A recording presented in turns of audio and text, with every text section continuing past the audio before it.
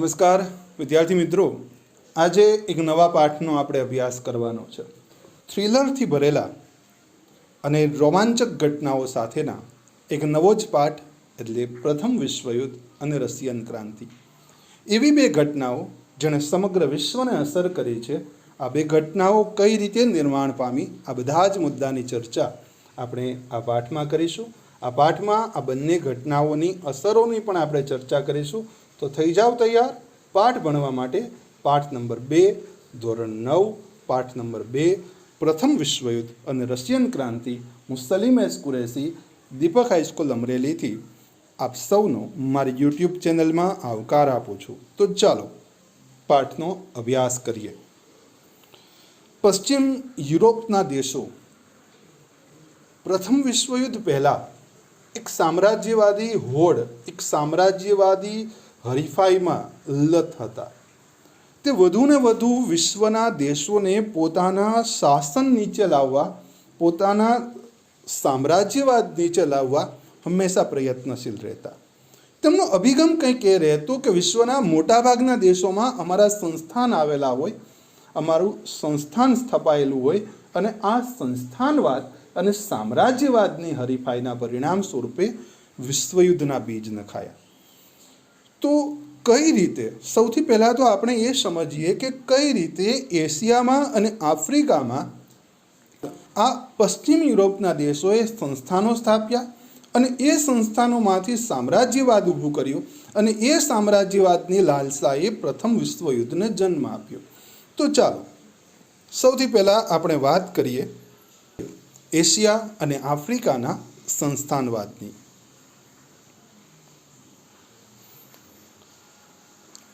આમ તો એશિયા અને આફ્રિકા એની કુદરતી સંપત્તિ માટે, એને વેપાર વાણિજ્યના કારણે સમગ્ર વિશ્વમાં નામાંકિત થયેલા હતા, અને તેના પરિણામ સ્વરૂપે પશ્ચિમ યુરોપના દેશો આ દેશો ઉપર પોતાનો કબજો જમાવવા માંગતા હતા.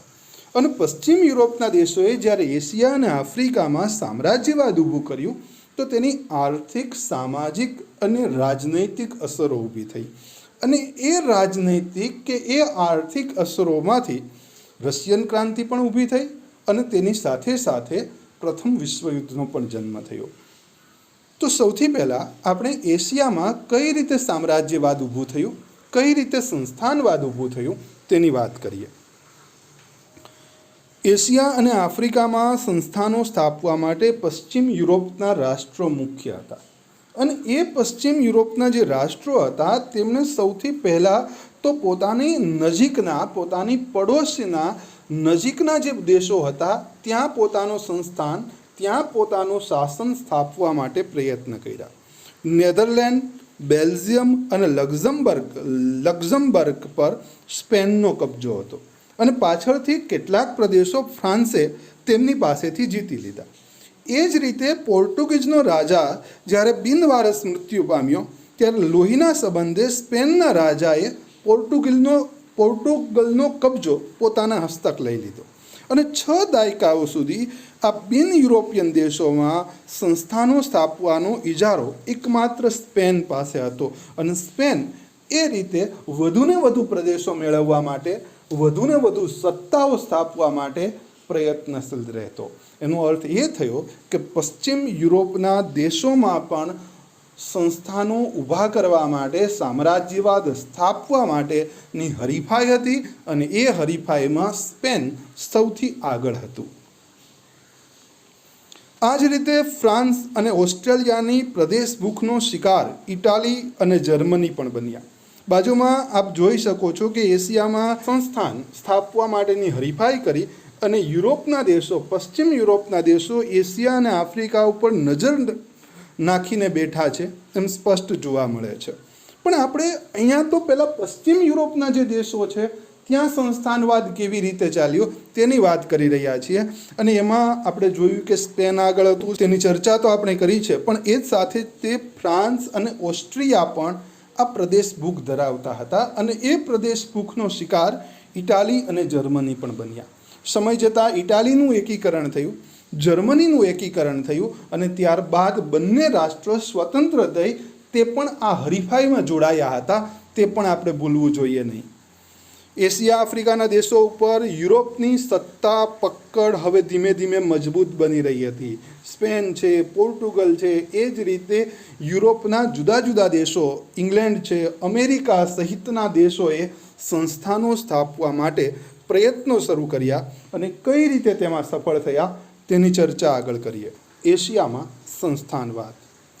ઇંગ્લેન્ડે ભારતમાં પગદંડો જમાવ્યા બાદ પોતાનો સામ્રાજ્ય વિસ્તારવાની શરૂઆત કરી.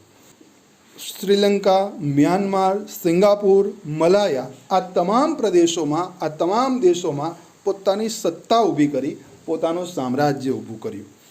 ઇંગ્લેન્ડ આગળ વધીને ચીનમાં પ્રવેશ કરે છે. ચીનમાં એણે ગેરકાયદેસર રીતે અફીણના વેપારની શરૂઆત કરી. પરિણામ સ્વરૂપે ચીન સાથે તેના અફીણ વિગ્રહો લડાય છે. ઈસવીસન 1839થી લઈ 42 સુધી અફીણ વિગ્રહો લડાય છે અને એ અફીણ વિગ્રહમાં ચીનને પરાજિત કરે છે અને ત્યારબાદ ચીનમાં વેપાર કરવા માટે, સંસ્થાન ઊભું કરવા માટે એને 5 બંદરો મળે છે અને એ 5 બંદરોથી તે પોતાની સત્તાની, પોતાના સામ્રાજ્યની શરૂઆત કરે છે.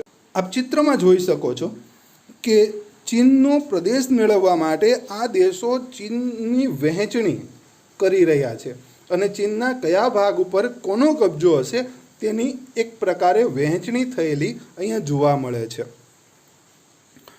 ચીનની નબળાઈનો લાભ ઇંગ્લેન્ડે તો લીધો હતો, પરંતુ ઇંગ્લેન્ડની સાથે સાથે હવે ત્યાં જાપાન પહોંચ્યું, રશિયા પહોંચ્યું, જર્મની આવી ગયું, ફ્રાન્સ આવી ગયું, બેલ્જિયમ આવી ગયું, અમેરિકા આવી ગયું અને આ તમામ દેશોએ પણ ચીનમાં વેપારી સંસ્થાનો ઊભા કર્યા, રાજકીય અધિકારો ઊભા કર્યા અને તેના પરિણામ સ્વરૂપે ચીનનો વધુને વધુ પ્રદેશો, અહીંયા સ્પષ્ટ આપણને જોવા મળે છે કે ચીનના પ્રદેશોની વહેંચણી એક પ્રકારે કરતા હોય તેવું જોવા મળે છે.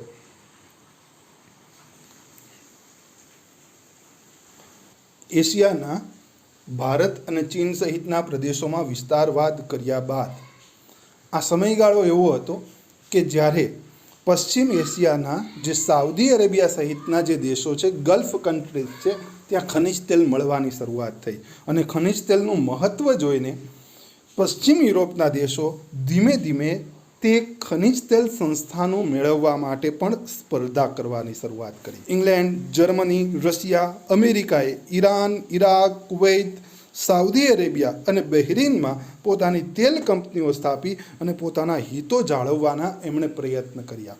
એટલે ધીમે ધીમે એશિયામાં પ્રદેશો મેળવવાની ભૂખ ધીમે ધીમે ખનિજ તેલ મેળવવાની ભૂખ તરફ આગળ વધે છે અને તે વધુ ખનિજ તેલ મેળવવા માટે આ દેશોમાં જે પશ્ચિમ યુરોપના જે આ દેશો હતા તેમાં પણ હરીફાઈ ઊભી થઈ.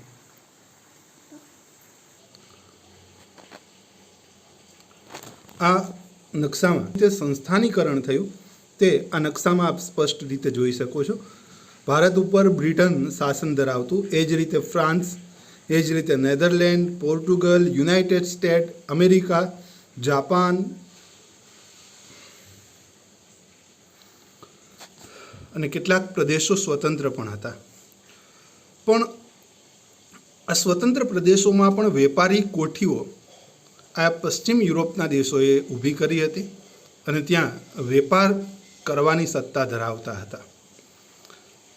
આ નકશો આપણને પશ્ચિમ યુરોપના દેશોનું સામ્રાજ્યવાદ અને સંસ્થાનવાદનો પરિચય કરાવે છે. ત્યારબાદ આફ્રિકામાં સંસ્થાનવાદની વાત કરીએ. એક સમય એવો હતો કે આફ્રિકાને પશ્ચિમ યુરોપના દેશો અંધારિયો ખંડ કહેતા. કહેવા પાછળનું કારણ એ હતું કે આફ્રિકન ખંડ વિશે કે આફ્રિકા વિશેની તેમની માહિતી સાવ ઓછી હતી, નહિવત હતી. પશ્ચિમ યુરોપના દેશો આફ્રિકામાં આવવા પાછળનું એક કારણ એ હતું કે એ સમયે એક પુસ્તક લખાયું હતું, ડાર્ક સાઇડ ઓફ આફ્રિકા, અને આ પુસ્તકમાં અંધારિયા ખંડ તરીકે જે આફ્રિકાને ઓળખીએ છીએ તે આફ્રિકા કુદરતી સંપત્તિનો ભંડાર છે, સોનાની ખાણો આવેલી છે, એ બધી જ બાબતોની ચર્ચા અંદર કરી હતી અને જેનું પરિણામ એ આવ્યું કે પશ્ચિમ યુરોપના દેશોએ એશિયાની સાથે સાથે આફ્રિકામાં પણ વેપાર કરવા, સંસ્થાનો સ્થાપવા અને સામ્રાજ્ય ઊભું કરવા માટેની હરીફાઈ શરૂ કરી. 15મી સદીના અંત ભાગમાં આફ્રિકાના દક્ષિણ ભાગમાં સૌપ્રથમ ડચ પ્રજાએ સંસ્થાન સ્થાપ્યું. ત્યારબાદ ઇંગ્લેન્ડે કેપમાં, ફ્રાન્સે ઉત્તર આફ્રિકાના અલ્જેરિયામાં પોતાની વેપારી મથક, પોતાની વેપારી કોઠી સ્થાપી.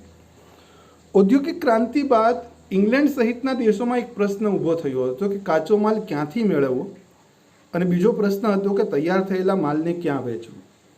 તો આ પ્રશ્નનો ઉકેલ એમણે એશિયામાં પણ જોયો અને આફ્રિકામાં પણ જોયો, અને એના પરિણામ સ્વરૂપે યુરોપના દેશોએ કાચો માલ મેળવવા માટે આફ્રિકાના વિવિધ પ્રદેશો કબજો કરવાની શરૂઆત કરી.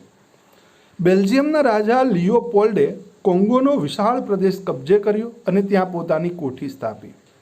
ઇંગ્લેન્ડે ઇજિપ્ત, પૂર્વ આફ્રિકાના કેટલાક વિસ્તારો, દક્ષિણ આફ્રિકાના દેશો અને પ્રદેશોમાં પોતાના વેપારી કોઠીઓ, પોતાના સંસ્થાનો ઊભા કરેલા હતા. આ નકશાના આધારે પણ આફ્રિકામાં કઈ રીતે વેપારી કોઠી ઊભી કરવામાં આવી, સંસ્થાનો સ્થાપવામાં આવ્યા તેની વાત કરે છે, જેમાં બેલ્જિયમ છે, ફ્રાન્સ છે, જર્મની છે, ઇંગ્લેન્ડ છે, ઇટાલી છે, પોર્ટુગલ છે, સ્પેન છે અને કેટલાક સ્વતંત્ર પ્રદેશો પણ જોવા મળે છે. આ નકશાને આપણે અભ્યાસ કરીએ તો એ સ્પષ્ટ જણાય છે કે આફ્રિકામાં એક કરતાં વધુ દેશો, પશ્ચિમ યુરોપના દેશોએ સંસ્થાનો ઊભા કરવા માટે હરીફાઈ આદરી, અને એ હરીફાઈના પરિણામ સ્વરૂપે આફ્રિકન દેશોમાં પોતાની વેપારી કોઠીઓ, પોતાના સંસ્થાનો ઊભા કર્યા અને એ સંસ્થાનો વિસ્તારવા માટે સામ્રાજ્યવાદની હોડ ચલાવી.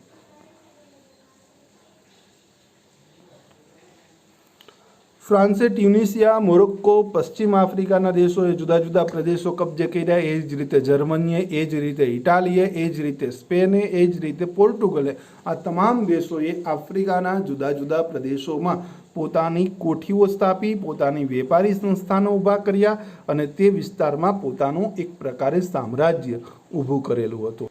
આ એશિયા અને આફ્રિકામાં સંસ્થાનો મેળવવા માટે જ્યારે તે સ્પર્ધા કરતા અને એ સ્પર્ધાના પરિણામ સ્વરૂપે બે દેશો એકબીજા સાથે ઝઘડો કરતા, વિગ્રહ કરતા, યુદ્ધ કરતા, અને એ યુદ્ધના પરિણામ સ્વરૂપે ચોક્કસ દેશ, કોઈ દેશ હારી જતો અને ત્યાંથી તેને વિદાય લેવી પડતી. તો આ સ્થિતિ ન થાય, યુદ્ધો ન થાય તે માટે બર્લિન ખાતે યુરોપિયન રાજ્યોની એક પરિષદ મળી ઈસવીસન 1884-85, અને આ પરિષદમાં આફ્રિકાના જુદા જુદા પ્રદેશોને પશ્ચિમ યુરોપના દેશો વચ્ચે વહેંચણી કરી દેવામાં આવી, અને એ વહેંચણી પ્રમાણે એકબીજાના પ્રદેશો ઉપર આક્રમણ ન કરવું ત્યાં નક્કી થયું. અને આ વહેંચણી પ્રમાણે સમગ્ર આફ્રિકામાં યુરોપના વિવિધ દેશોનું સામ્રાજ્ય સ્થપાયું તે આપણને જોવા મળે છે. એક તરફ યુરોપના સંસ્થાન ભૂખ્યા દેશો એશિયા અને આફ્રિકામાં સંસ્થાનો ઊભા કરવા માંગતા હતા. આ બાજુ ઇટાલી અને જર્મનીમાં એકીકરણ થયું અને એક નવા દેશ તરીકે બંનેએ આર્થિક વિકાસની દિશામાં પ્રયત્ન કર્યો. જર્મનીએ ઔદ્યોગિકીકરણ, વ્યાપારીકરણ અને સંસ્થાનીકરણની હરીફાઈ શરૂ કરી અને ધીમે ધીમે જર્મની પણ આફ્રિકા અને એશિયાના દેશોમાં સંસ્થાનો સ્થાપવાની હરીફાઈમાં જોડાઈ ગયું. ધીમે ધીમે ઇટાલી પણ જોડાતું ગયું, અને આમ ધીમે ધીમે એશિયા અને આફ્રિકામાં પોતાના હિતોના ટકરાવાના કારણે, પોતાના વધુ પ્રદેશો મેળવવાની ભૂખના કારણે, વધુને વધુ આર્થિક શોષણ કરવાની નીતિના પરિણામ સ્વરૂપે આ દેશો વચ્ચે સંઘર્ષ વધતા ગયા, અને એ સંઘર્ષનું પરિણામ એટલે પ્રથમ વિશ્વયુદ્ધ. ચાલો પ્રથમ વિશ્વયુદ્ધના વિવિધ કારણો, પરિબળોનો અભ્યાસ કરીએ. ધ ફર્સ્ટ વર્લ્ડ વોર, પ્રથમ વિશ્વયુદ્ધ 1914 થી 1918. આધુનિક વિશ્વની કેટલીક હૃદયદ્રાવક જે ઘટનાઓ આપણે યાદ કરીએ છીએ તેમાં પ્રથમ વિશ્વયુદ્ધને પણ યાદ કરવું પડે, કારણ કે આ યુદ્ધ કોઈ એક બે પરિસ્થિતિના કારણે કે એક બે પરિબળોના કારણે નહોતું લડાયું. અનેક પરિબળો એમાં જોડાયા હતા. બે દેશો ઝઘડે અને એ બે દેશો વચ્ચેને મદદ કરવા એને મદદરૂપ મિત્ર દેશો જોડાય. આ યુદ્ધ સામાન્ય હતા, પરંતુ આ યુદ્ધમાં એક કરતાં વધુ દેશો જોડાય છે અને તેના પરિણામ એ આવે છે કે તે વિશ્વયુદ્ધમાં પરિણમે છે. પ્રથમ વિશ્વયુદ્ધની શરૂઆત 1 ઓગસ્ટ 1914ના રોજ થઈ હતી. આ વિશ્વયુદ્ધની શરૂઆત થઈ તેની પહેલાં આપણે એક સંધિને યાદ કરવી પડે, ફ્રેન્કફર્ટ સંધિ, જે ઈસવીસન 1871માં થઈ. જર્મનીએ સેદાન સાથેની લડાઈમાં ફ્રાન્સને હરાવી દીધું અને ફ્રાન્સની સાથે ફ્રેન્કફર્ટ સંધિ કરવામાં આવી. આ સંધિ અનુસાર યુદ્ધદંડ અને પોતાના 2 પ્રદેશો આલ્સેસ અને લોરેન્સ જર્મનીને આપવા પડ્યા, જે ફ્રાન્સને ગમ્યું નહોતું. ફ્રાન્સ એક જર્મની જેવો નવો સવો સ્વતંત્ર બનેલો દેશ હોય અને તેને પોતાના પ્રદેશો આપવા પડે. ફ્રાન્સને આ અપમાન લાગ્યું અને આ અપમાનને તે કદી પણ ભૂલી શક્યું હતું નહીં. આમ ફ્રેન્કફર્ટની જે સંધિ છે એણે પ્રથમ વિશ્વયુદ્ધના બીજ નાખ્યા છે.